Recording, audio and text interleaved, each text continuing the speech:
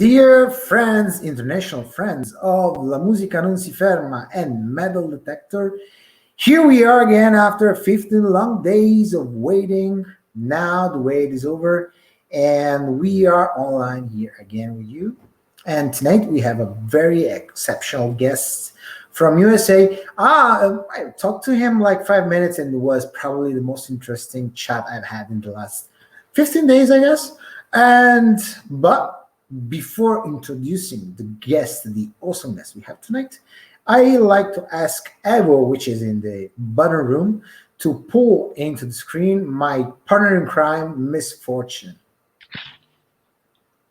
Hi guys, hi everybody. Hey, is that wine? Is that wine? Cigarette? I'm an horrible example. No, you're okay. You're okay. We have to die once. Sooner or later, we have to die in our lives. So you have to pick your poison. Yes, I love that quote. But before you take the next sip or the next, how do you say it? Next? I guess. Yeah, probably. Before anything, I like to ask you to introduce the awesome guest we have tonight. I'm really excited. I didn't know him at first, so I've done some research, and he's actually quite amazing. He does a million of things, and we're going to see them all in our chat tonight. So it's my pleasure to introduce with us tonight JJ KOTZAN. Hello. Hi, JJ. Hi, man. Hi, Fabrizio. Thank you for having me. It's nice to be here. It's great to have you here. Yeah. And before we start, I need to, you need no introduction, to me at least, but I want our audience to understand that this man is the man behind one, is one of the most important journalists on the interweb, especially when you're talking about underground heavy music and stoner doom influences. And he is the man behind the Obelisk, which is one of my favorite websites. Thank you. Don't believe everything you read. No, I don't, I promise. I appreciate that. This is how it works. She asks the questions, and I say silly things. Okay. So make yourself comfortable. I will. I am. I'm working on it. Okay. So Misfortune, you didn't know the site before this? Is that true? No, because I'm not a musician. I have no. Me neither.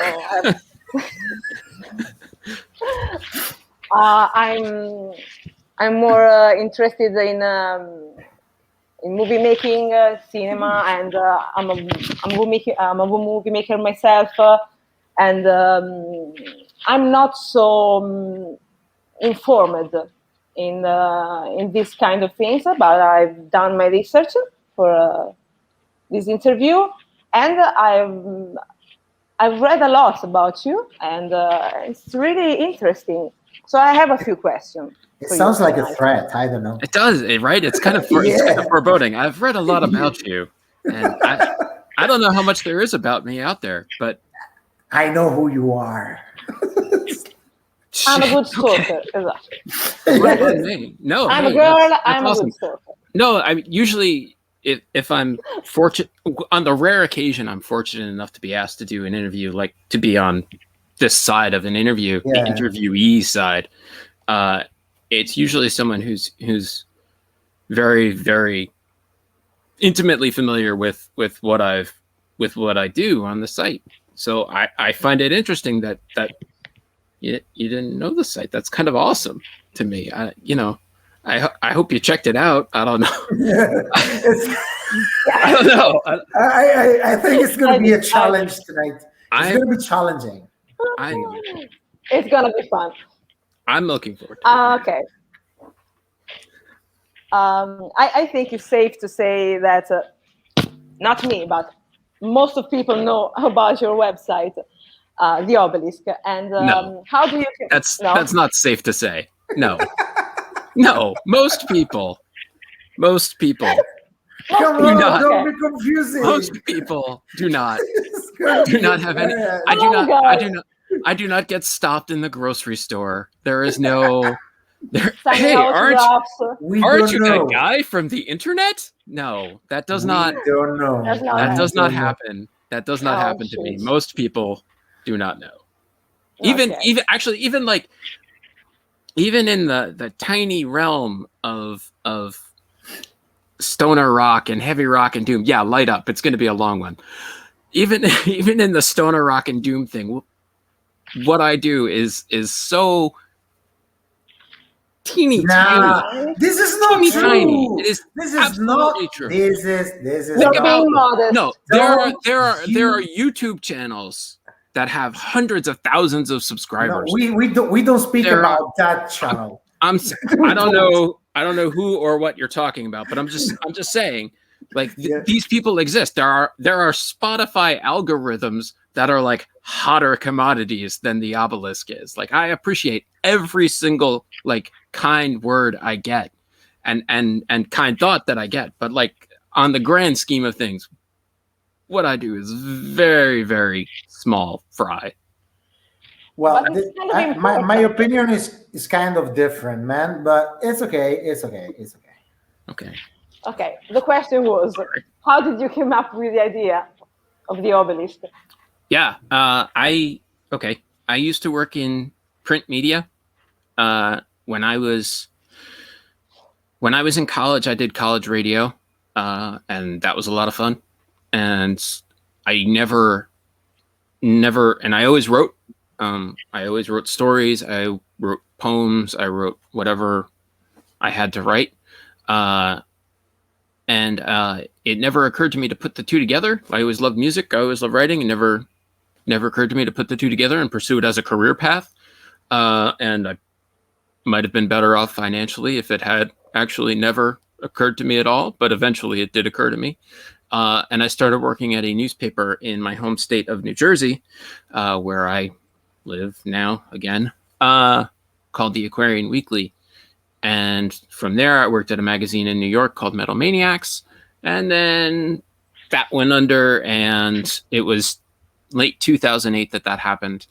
And I started the Obelisk in early 2009, just because I had a stack of CDs that were waiting to be reviewed, and I kind of wanted an outlet that was just me, and then wouldn't be beholden to advertising and wouldn't be beholden to anyone else's opinions or viewpoints other than my own. It was a very, very narcissistic impulse on my part, and it continues to be. But that's what it was. Is I was pretty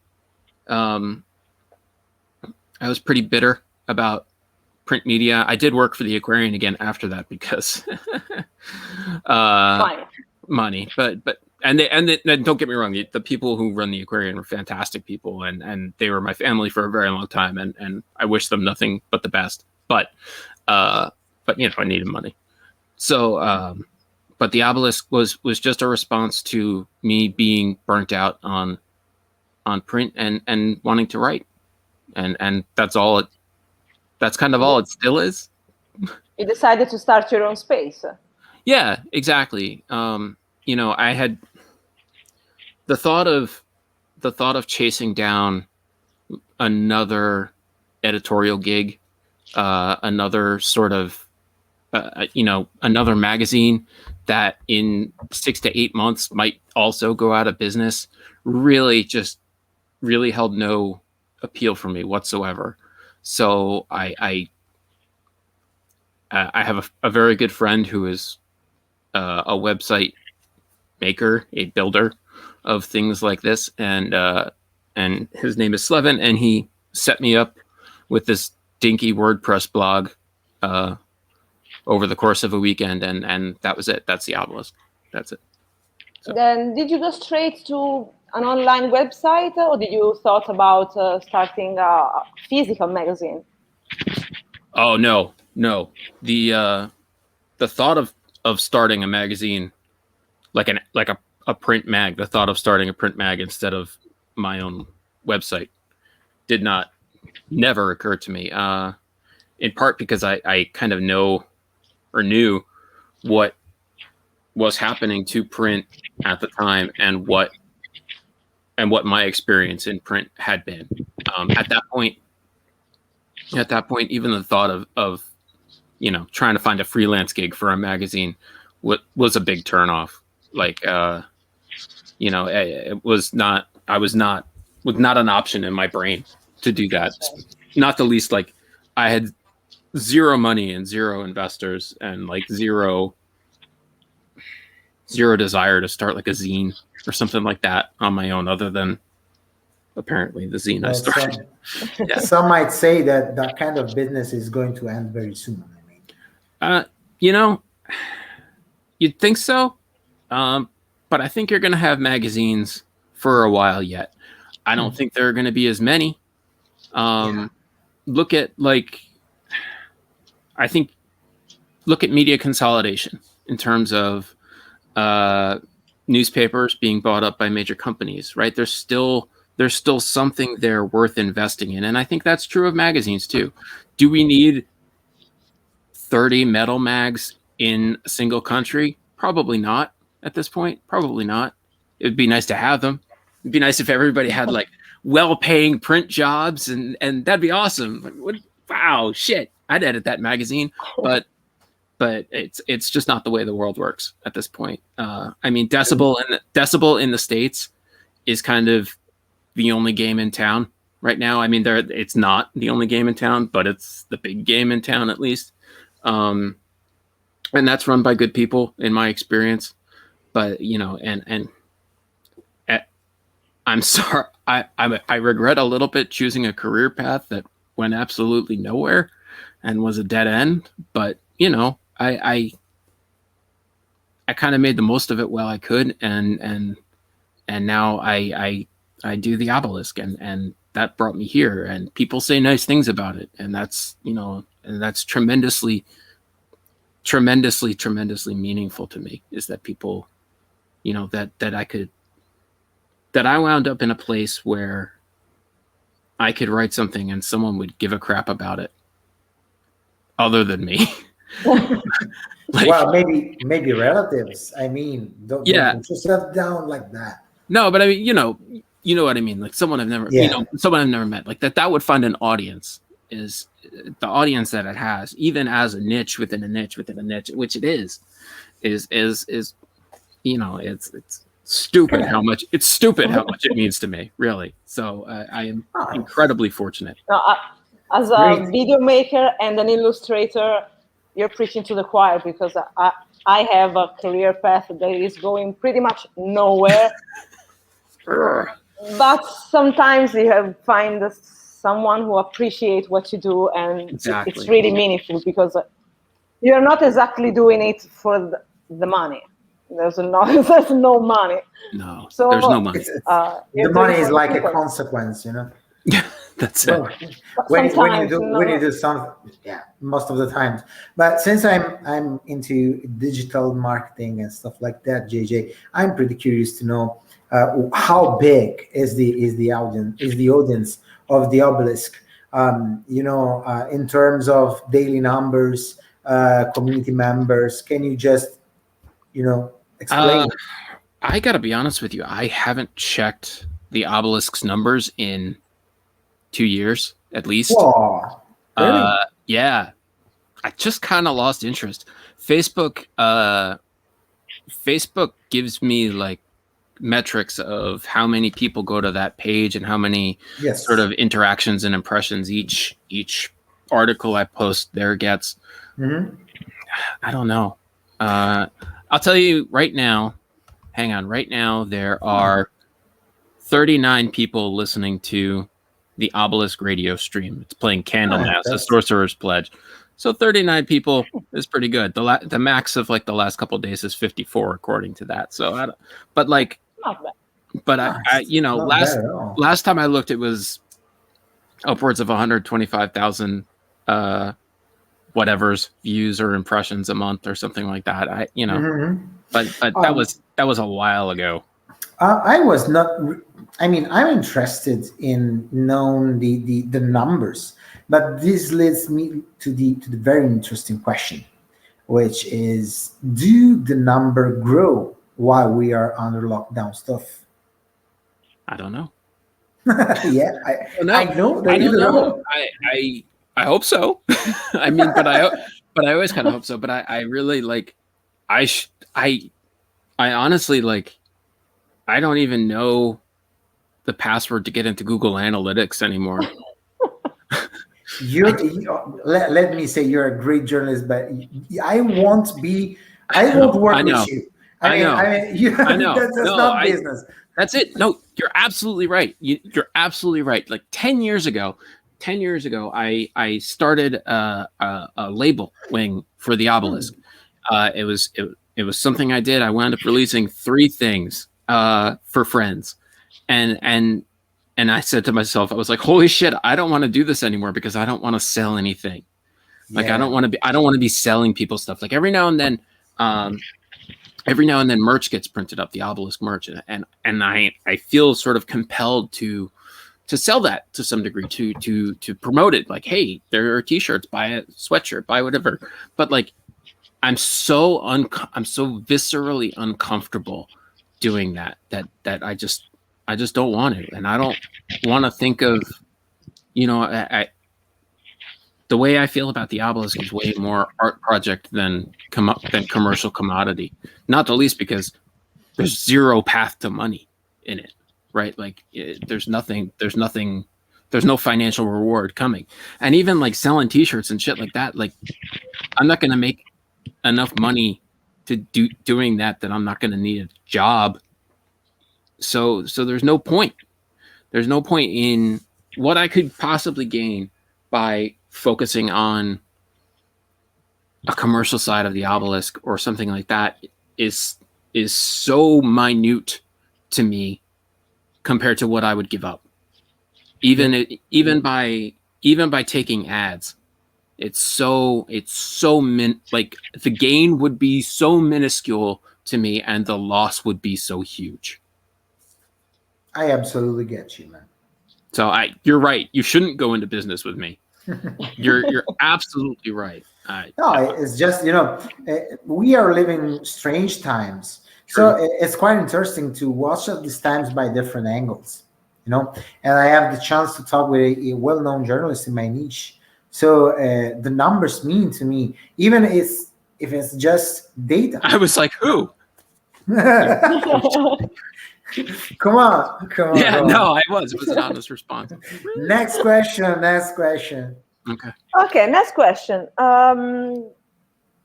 Which was the hardest part of starting the Obelisk? Hardest part of starting, other than the fact that I don't know anything about running a website. No, that was probably it. That was probably the hardest. Yeah, come to think about it, yeah, I had very sort of few models I followed when I started out, and it was, there were the guys in Metal Sucks, were kind of part of a similar New York area circle, as me, and I knew those guys sort of loosely.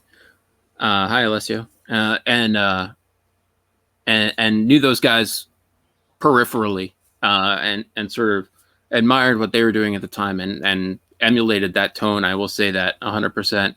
And at least when I started out, and then kind of gradually found my own way forward. But the challenge is sort of doing it. the writing is the challenge, and that's the way I want it to be. Is I want it, as much as it's about music for me, and it absolutely is. It's the writing. It's the creativity that pulls me back into it. Yeah. And you run it by yourself? Yeah, I run it by myself. It's a choice, it's a necessity?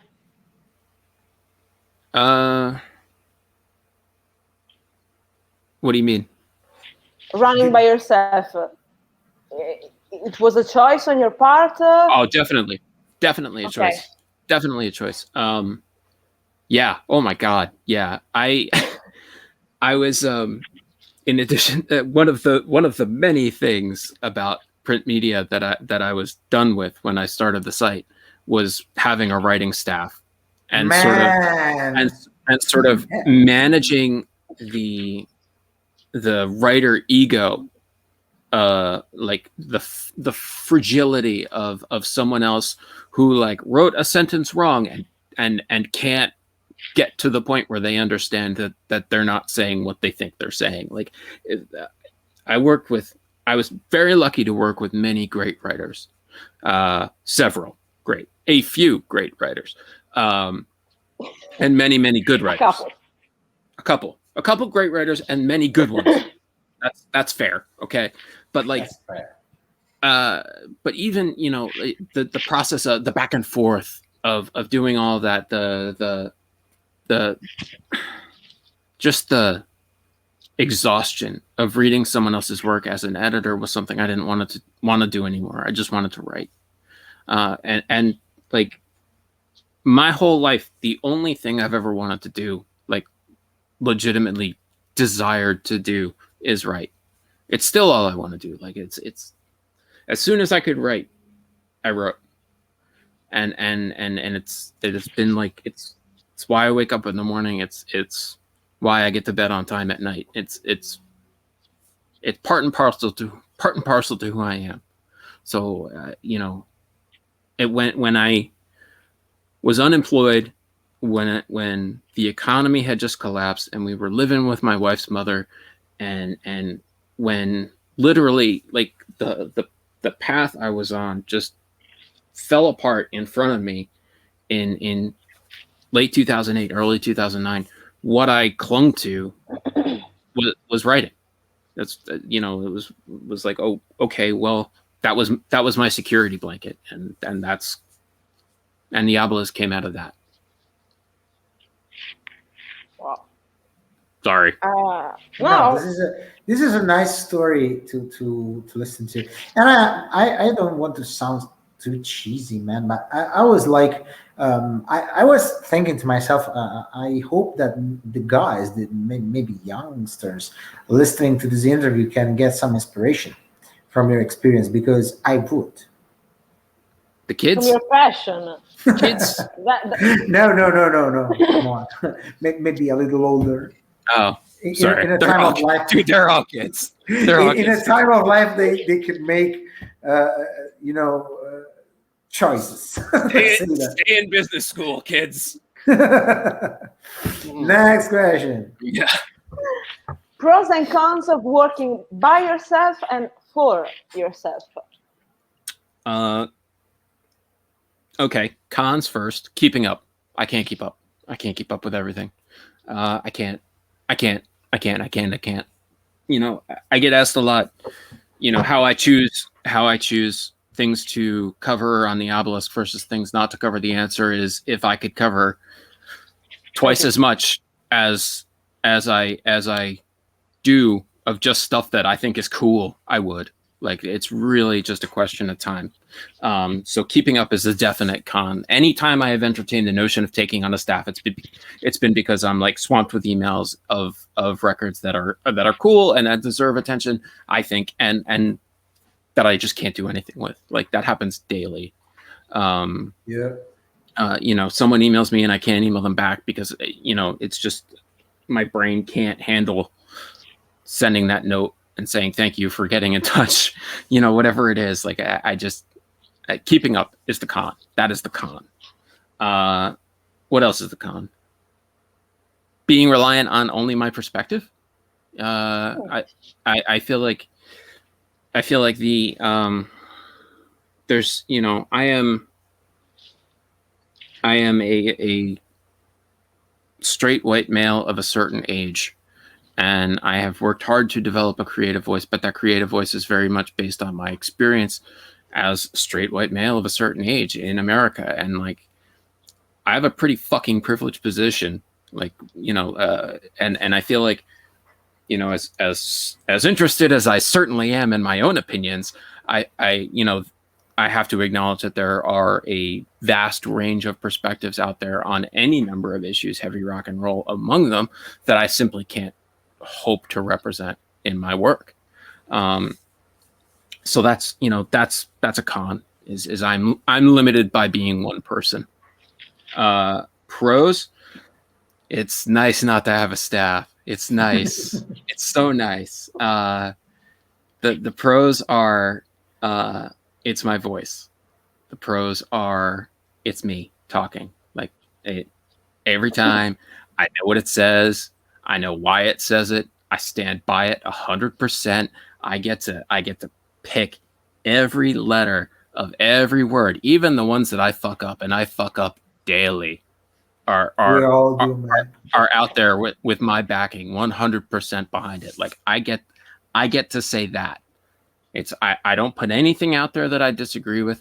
I don't put anything out there that I don't think should be out there. Like the agency behind being able to make the decisions for myself is worth any trade-off, including not being able to keep up and including being as limited in my perspective as I may be sometimes. Absolutely. So you're not considering the idea of someone joining you at the command of the office? Not seriously, no. I've thought about it over the years, but honestly, if there's anyone out there who would do that kind of thing, they're probably already running their own blog somewhere or doing their own project. Their own thing. Yeah. There's something. I'm sorry. Go on. No. Like no. It just wouldn't be. It wouldn't be fair for me to expect someone else to come into something that's been mine for 12 years and care about it half as much as I do. That's all. Yeah. JJ, I think you have seen and heard much about music, about bands, about concerts, gigs, and live music and clubs and everything. Now, again, we are living strange times, and there's a question that I always ask to my guests, and it is, how's the situation of the underground music? I usually say underground because this broadcast is mainly focused about underground. Okay, but how's the situation where you live? How's the situation in your scene, if we can call it that way? And what's your opinion on the future, of the near future of live music in the underground scene? Well, I'm outside New York, and New York City is kind of what it is in terms of art and creativity, and there's just always something going on. There isn't a lot of heavy rock and roll in New York right now. New York went through a psychedelic wave about 15 years ago, but a lot of those bands sort of aged out and ran their course. There is a lot of heavy metal in New York. A lot of it is not very good, but it exists. And in Brooklyn and Queens, there are venues. In Manhattan, not really anymore. For like smaller underground venues, Manhattan is not where you want to be. Rent is too high, and kind of one by one, each venue that was holding shows stopped or went under or changed owners or couldn't make their rent or whatever it was. But there's always something else. The East Coast, the Northeast, is pretty fortunate in that it's very crowded, and there are pockets, right? Like New York has its pocket in Brooklyn or Queens or wherever it is this week. Philadelphia, just to the south, has its own pocket, and sort of Maryland is down beneath that, with plenty of doom for everybody. And then up north, there's Boston, and even in towns like Portland, you get a kind of enclave, a weirdo enclave. But because there are more people, there's more weirdos per capita. So it kind of works. It kind of works out. Where it's going, man, who could say where anything's going at this point? As you said, interesting times.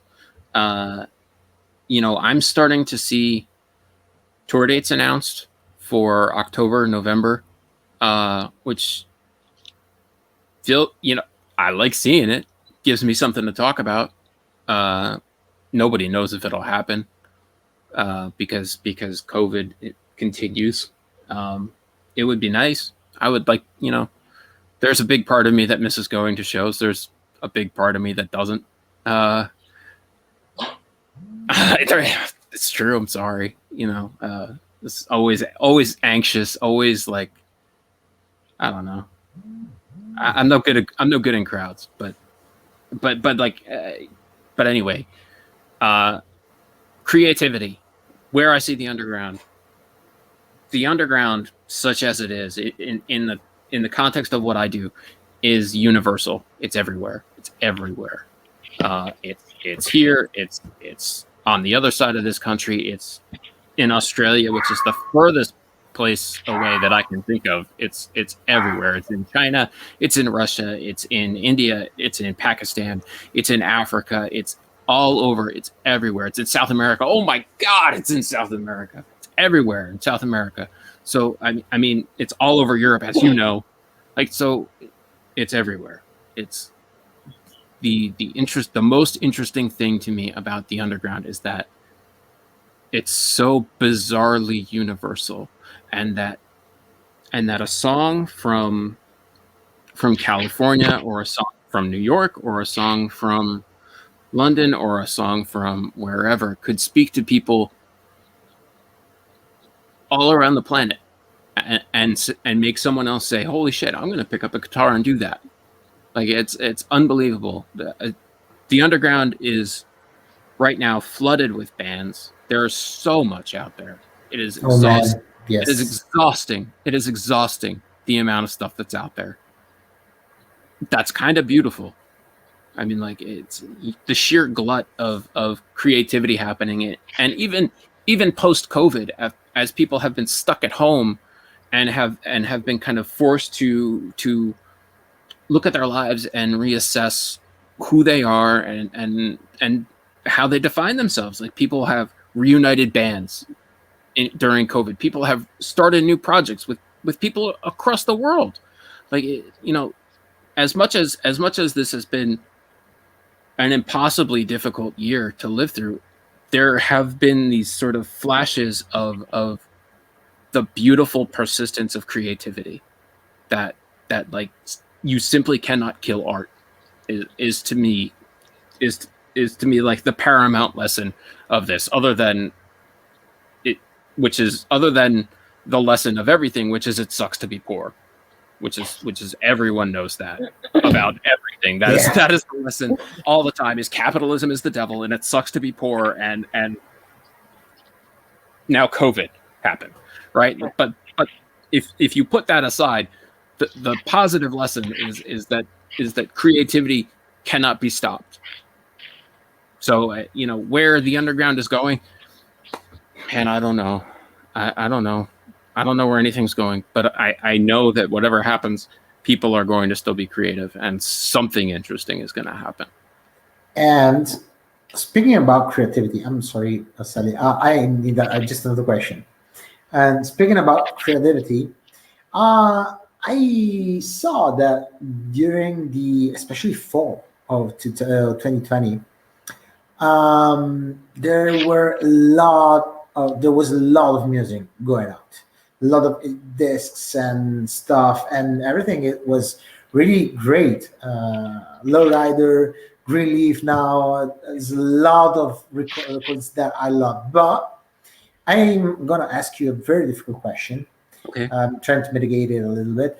And can you just tell our audience and to us 3 musical projects that seen life in 2020 that you loved and you would suggest to our audience? Regardless of genre? To my likes, I'd like to ask you to stay in our niche. So stoner doom and stuff like that, because this genre needs to be exposed because it's absolutely fantastic. If you want to go into a psych, I don't mind. It's fine. Okay. I'll give you 3 records that came out last Friday. Okay. Yawning Suns, Sky Island, came out on Ripple Music last Friday. It's the collaboration between the UK Sons of Alpha Centauri and Gary Arcee from Yawning Man. It's a gorgeous record, features contributions from the likes of Scott Reeder, Wendy Ray Fowler, Dandy Brown, and others. It is a beautiful, beautiful post-desert psychedelic rock album, and as you say, deserves to be heard. Also came out last Friday, first album in 13 years from Rochester, New York's Genghis Tron. It's called Dream Weapon on Relapse, and it's they switched out half their lineup. They got a new vocalist and a live drummer for the first time ever. It's a lot of keyboards, a lot of sort of krautrocky textures, but set to a background from a band who played grindcore up to this point, and sort of way more immersive and spacious than they've ever been, and has moments of unabashed beauty in a way that I didn't expect, but that I really enjoy. It's maybe my favorite album of the year so far. So that, and Greenleaf. You said Greenleaf. I would have to say Echoes from a Mass, the new Greenleaf record.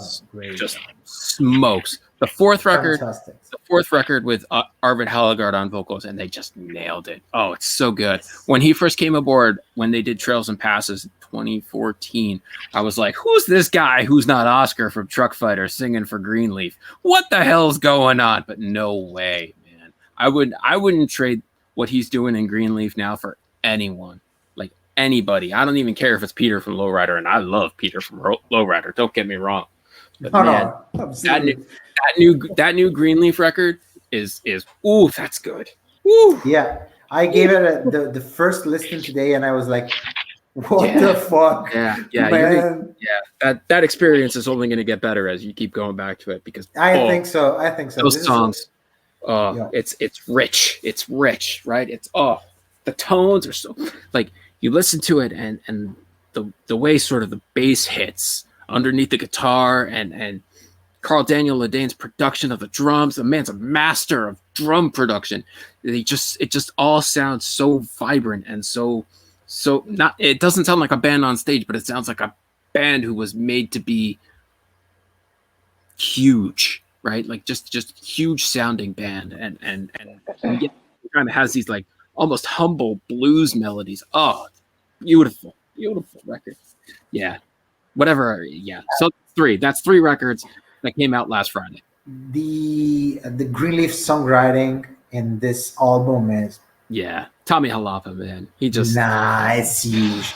It's not complicated. It's not that kind of stuff that comes from brain cogs grinding together, but it works. Yeah, absolutely. It works. And man, absolutely. I'm kind of undecided if I love more. I prefer this album or the very love that I had last year. That was man. I have it on the tip of my tongue. Let's do something. We can watch the video you provided for Greenleaf all together. I said the Greenleaf video. Man, that was smart of me. Yeah, I think so. Sally, do we have a video of Greenleaf? Do we? Okay, let me check. But I guess we have it. Evo is saying we have it. So right. Yeah. So yeah. And now I remember the name. I was a lapsus. I'm gonna tell you after the video. Okay. Okay. Now we just need to wait until Evo pulls the video on the screen.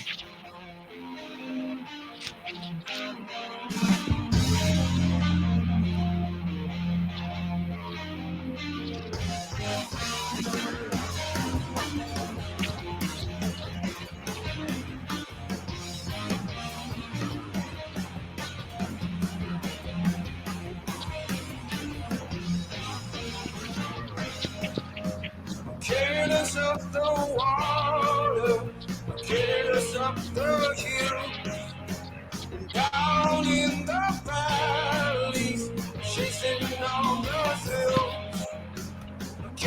times when it's been hard to look through your eyes.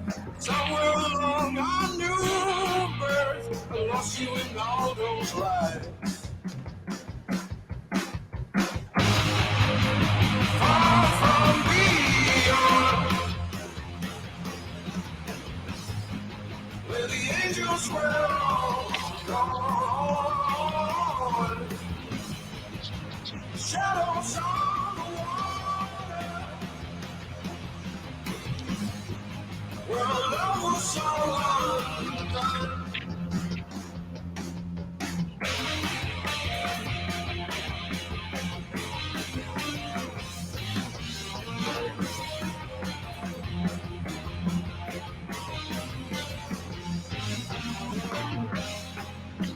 Seen it in my nightmares, how the shadows slowly run. I've seen it on those dark days, how you hide away from the sun. But now our love was done, for there was nothing else to do. Now I'm picking up the pieces in a world without you. Far from beyond, where the angels were all gone. The shadows on the water, where our love was so undone.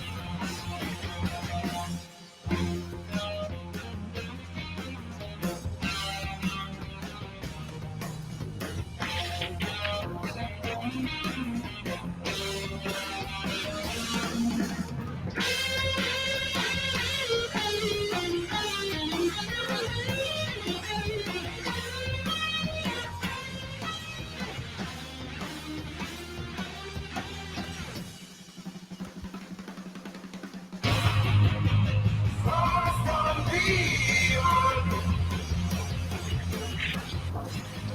where the angels were all gone. Shadows on the water, where our love was so undone. Woo! A lyric video. Yes. Yeah.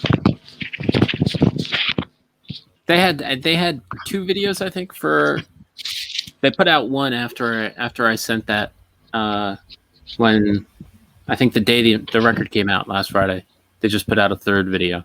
The first one was good, but I like that song better. So Yeah, this this song sounds so Dozer-ish to me. a lot of the the later Greenleaf stuff, I feel like actually they're kind of pulling away from that. This album with some of the bluesier stuff, not that song, but like "Bury Me, My Son" or was it "March to Higher Ground"? That's a beautiful tune, right? Like some of that stuff. Stuff is kind of pulling away from the Dozer stuff. Definitely, I definitely agree with you that Greenleaf has kind of become the inheritor of a lot of what Dozer might have been. Although I saw Dozer, they posted something that they were in the studio, I think in January or February, and I haven't heard of anything of what's coming from that. So who knows? That would be nice. I'll take new Dozer. You know, I would take active Dozer and Greenleaf. That'd be fine. Yeah, of course. I'd be okay with that. Yeah. As long as they make stuff like this. Yeah. We can accept like everything. Right. That's fine. That's fine. Last year I loved the latest All the Witches album. And this new album from Greenleaf makes me very undecided which of the two I love the most. I think I will need time. Even they are not very comparable because ATW is much more heavy on the psych, and the kind of psych stuff that I definitely love.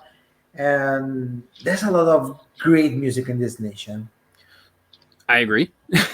Obviously, that All Them Witches record, was particularly sort of striking, right? I mean, the the fact that they went to Abbey Road was kind of what got focused on, and rightly so. When a band like that goes from their home in Nashville to across the Atlantic to record at a legendary, actually legendary recording studio.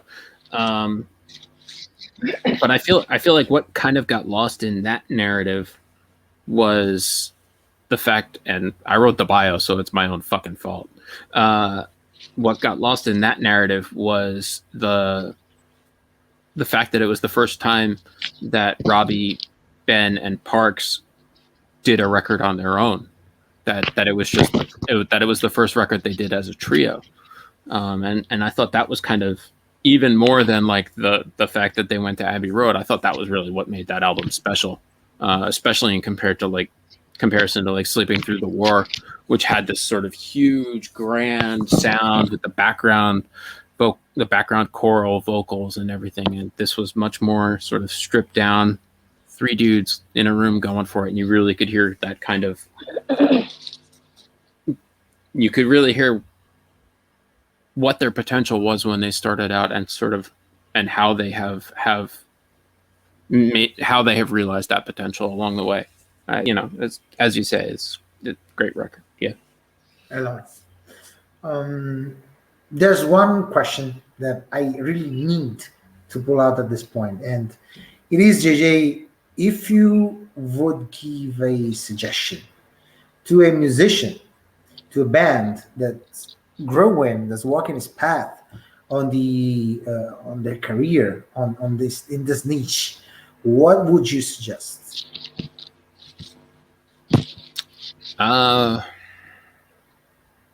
Anyone.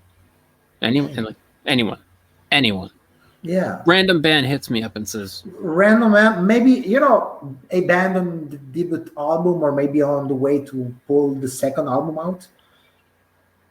Okay.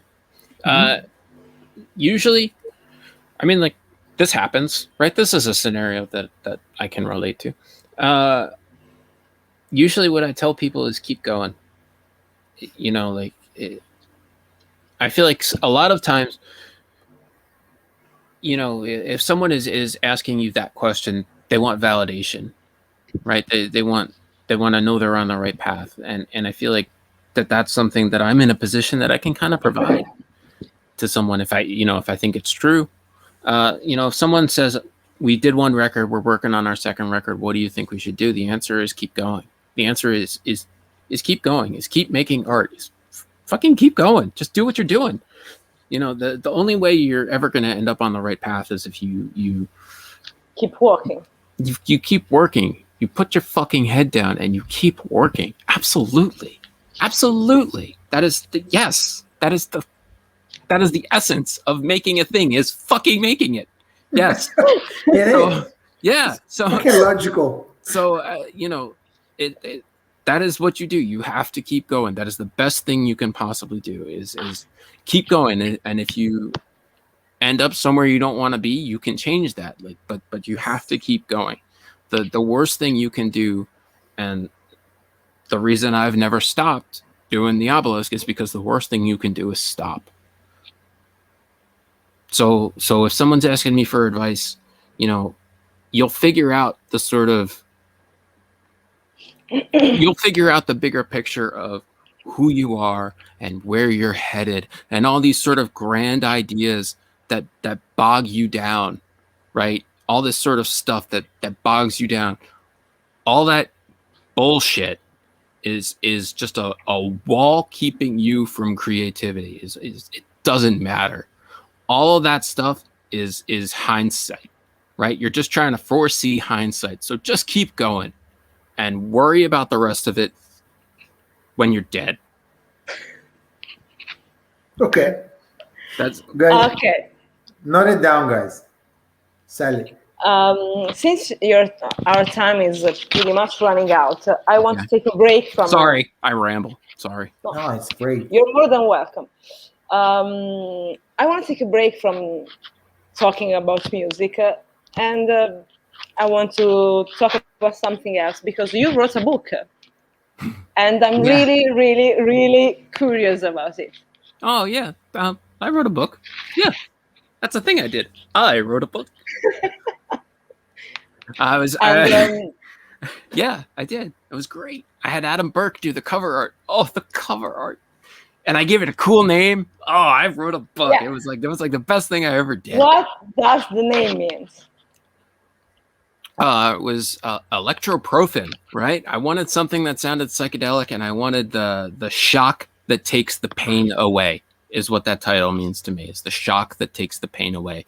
Electroprofen, because ibuprofen, right, is a painkiller. Advil is the brand here in the States. I'm sure whatever it is, but ibuprofen is a painkiller. So electroprofen is the shock that takes the pain away. That title might have been my favorite part about the book. Actually, no, strike that. Adam Burke's cover art was my favorite part about the book, but the title was really good too. I was stoked on that title, and then It pretty much takes all the cover. It's so long that it takes yes, all the cover. yes. Oh, I love that. I was so. I love it. That's it. I loved it. Yeah, I was very into. I was very into that design. Actually, we printed up. I was fortunate enough to work with War Crime Recordings on the book. They did the pressing of the book, and they all got shipped to me, and I was supposed to ship it to them in Chicago, and a box of 100 of the 300 pressed got lost in the post. And like 2 months later, I got a note from the post office that was like, "Here's a piece of your box. Sorry you lost everything." And so there were 300 pressed and 200 actually made it out to people. So, but yeah, I wrote a book. It was great. You Can't did. take it away. I don't know if you can if you see Misfortune. I see her frozen. Yeah, Probably she's definitely frozen. frozen. Yeah, it's like in a fairy tale. So that's fantastic. We can now say, yeah, she's not here. We can speak behind her. No, I'm joking. You know, She seems very nice. Yeah, she is. I'm lousy at talking smack about people. Yeah.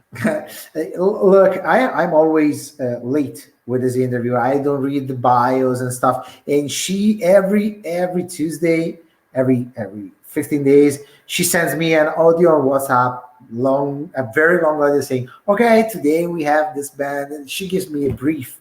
Mm-hmm. What would I do without her? I would be lost. Oh, yeah, no. Yeah, she's back. Okay, I'm We back. were saying bad things about you. Yeah, totally. That's not I true. hope so. That's not true. It's not true. It's not true. Okay. Next question. You came back at the right time. I actually tried to look it up on Amazon, your book, Oh, it's not there. and I found a lot of pills and That's awesome. ultrasound therapy machines. Oh, I don't know.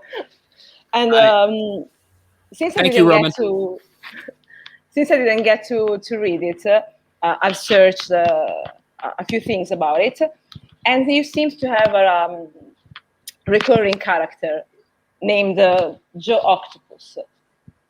Yeah. Do you want to tell us something about him? he's always someone different, and he's always a malevolent, almost always a malevolent presence. That's all there is to know about him. He's amorphous and ubiquitous. I haven't written like a fiction story in a very long time, and part of it was because it's sort of I began to feel myself falling into a pattern of predictable magical realism, and it got boring. And I'm not that good at it. Ooh, but you know, but yeah, Joe Octopus was a constant. I guess he still is somewhere. Why octopus? Oh, okay. I'm seeing Lovecraft coming here. No, it's actually no, it's not. Okay. I knew a kid when I was a kid whose last name was Abby, and he was a terrible person, and he hurt people, and he was not nice, and he died. and that was good. But his last name was Abbey, and he hurt a lot of people, and he did a lot of drugs, and eventually he overdosed and he died. Like hurt an impressive amount of people for being a 19-year-old. And so Octopus, Abbey Road, Octopus's Garden, Octopus. So that was where the name came from. Just that association. I'm a huge Beatles fan, so that was that. So, but the sort of what that character became to me, the sort of overarching sphere of that character, was first inspired by that and sort of morphed into something else entirely unrelated. The first story I wrote about Joe Octopus was about Joe Octopus dying of a heroin overdose on his bathroom floor. I am such a bummer. Oh my God. I'm so sorry. I bummed out. I bummed out your whole podcast. I'm gonna give you a curiosity about since you said you're a Beatles fan. Yeah. Have you ever heard of Osteria Francescana? It's the top rated, maybe number 2 top rated restaurant in the world. I have not. We have it here in Italy, in Modena. Okay. I'm a huge fan of gourmet food, and this year they prepared a menu where every food, every plate is named after a Beatles issue, like Sgt. Pepper and stuff, Yellow Summer. There's many courses that go after the Beatles history. So you need to try it, but the problem is that it's capitalism, Right. Yes. Money. Yes. Money. It's money. Yes. That sounds wonderful. It is. It's just a Beatles inspired menu. Yeah. There's certainly plenty to work from there. I wish I could try it somewhere in time, but I've seen the prices. It's worth it. I mean, it's number 2 restaurant in the world. But what's number 1? Is El Celar de Can Roja in Spain. Okay. He knows. Wow. I'm. Congratulations on having an answer. Shit. It's fine. You win. You can look it up on YouTube. You will love it. I will do that. Not right this second, but after I eat the meatloaf, I'm having okay. Good idea. Do that. Yeah. I actually went to dine in a very fancy restaurant, the kind of restaurant where you spend pretty much 200, 300 euros each. And it's very fancy, it's very nice, but man, you leave, you're still hungry. And it's not meat. You leave and you're still hungry. This is bullshit. Yeah, you're eating at the wrong restaurant. Really, I left and I was still hungry. I eat a lot. Maybe I'm not the perfect example, but I eat a lot, really. You cannot be hungry after a 50 course meal. You cannot. Even if it's more courses, you cannot. It's impossible. If they're 15, maybe not. But. No. That's a day. Okay. Right? That's more than a day. Yeah. No, I Do we have like a couple of final questions for JJ? Then we let him go. Let me think. Let me see if there's something. Thank you for asking about the book, by the way. I'm sorry I turned that into such a bummer answer, but it was very kind of you to ask about that. Wait. Okay, you have one, I have one. Perfect. No. I don't need to ask questions, but there's one thing I have to do because man, he's not a band. I cannot support his Bandcamp, but I can tell the audience to go buy his book. It's not. No, you can't. It's not that for sale. That was my question. Where can you find your book? You can't. What's the purpose of it? It's gone. Sorry, it's gone. Remember, I lost a box of 100 of them. They're gone. Okay, they're gone. To all the people that bought his book, keep it because it's going to be a collectible in 10 years. So it's going to be valuable. Yeah. I had 3 copies. 3 copies. Okay. I had 3. Everyone buy my book. Thanks.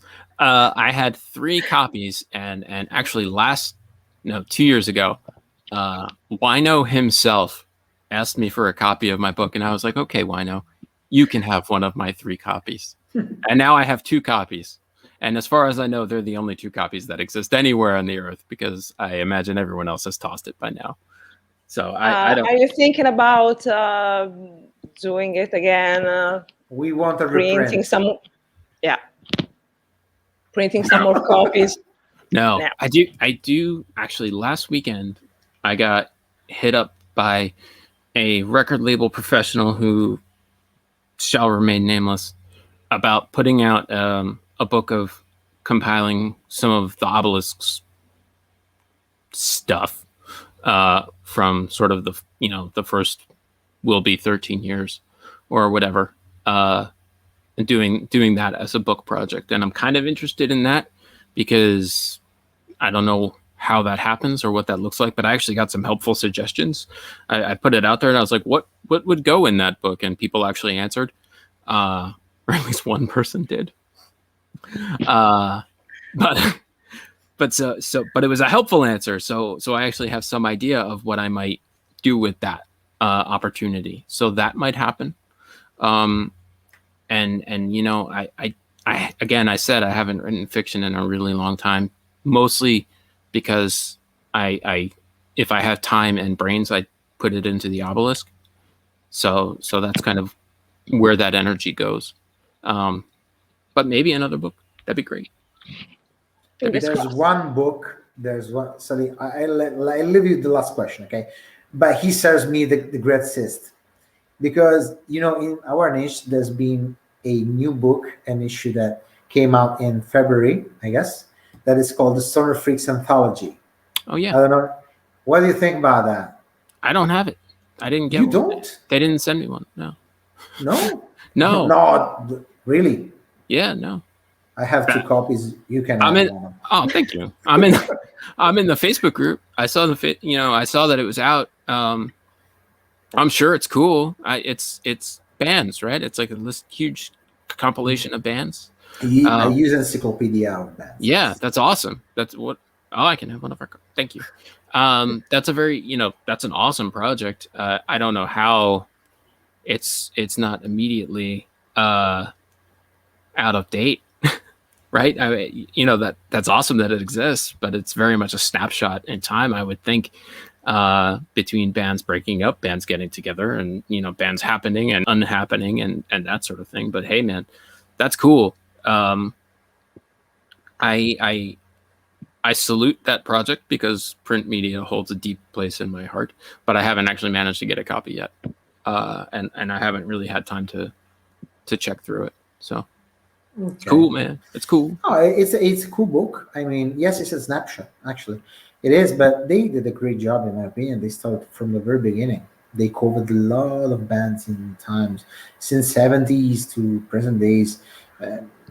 It's good. I mean, it's a good reference. That is an overwhelming project. I would not be I would not be able to do that.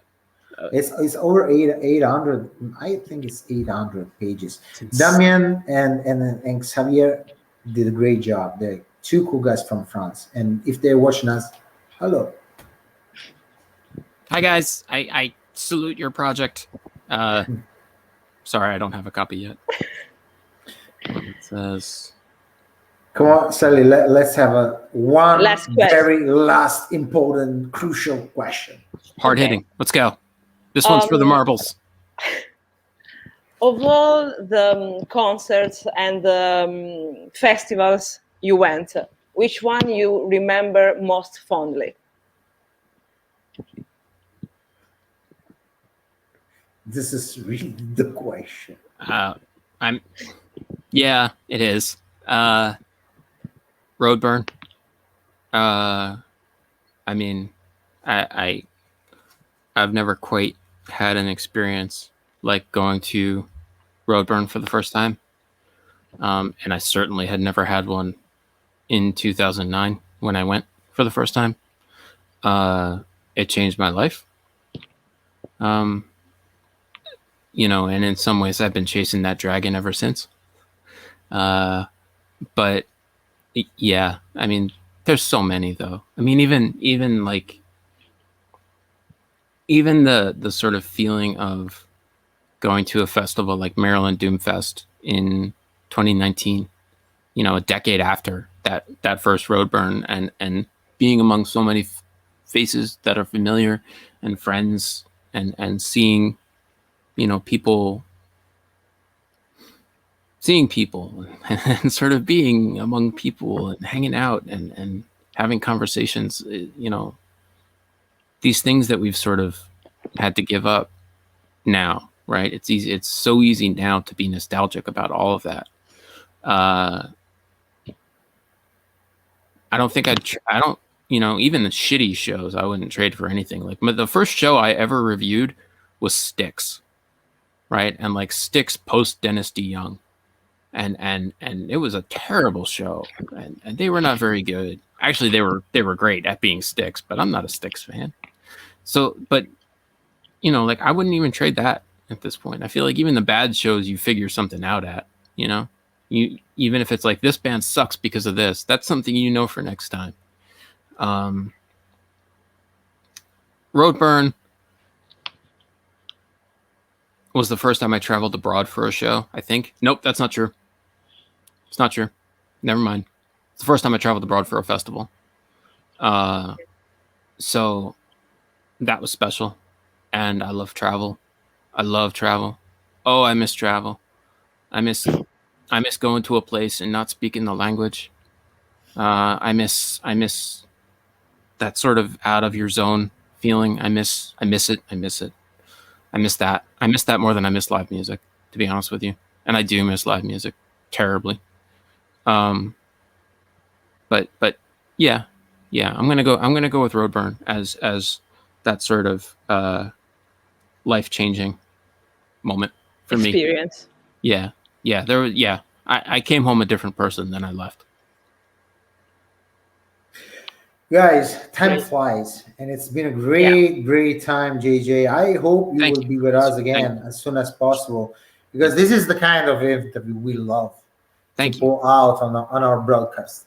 Having a very talkative guest, very funny, and representative of the niche of the micro world he's coming from. So, man, thank you so much for being with us tonight. Thank you.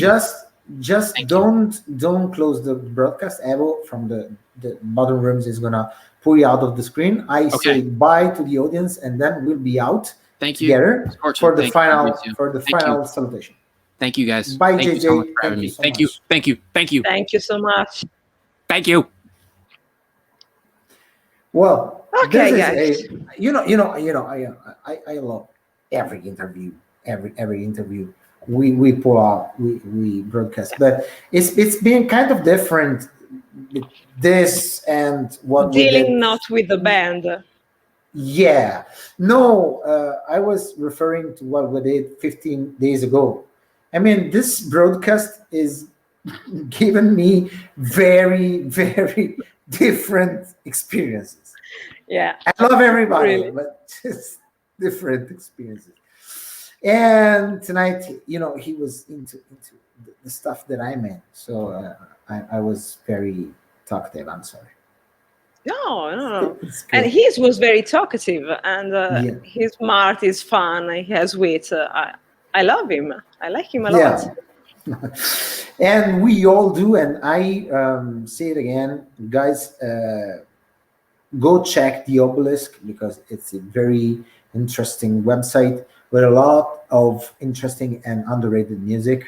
And if you are not familiar with stoner metal, he has a live streaming music 24/7, and it's interesting on the site. If you guys not familiar with stoner music, doom and heavy psych, stoner metal, classic rock, and you want to get further into it, you cannot find a better place than the Obelisk for doing that. And thank you, JJ, for giving voice to the underground and being so professional and funny. And thank you, Sally, for giving me the brief before every single appointment we do. And we are gonna see each other again in 15 days with the audience, guys. And in 15 days, we are going to have another great guest. I don't know who it is, but it's going to be great. No, not still, but it's going to be great. It's going to be great. Bye, guys. Thank you for being with us.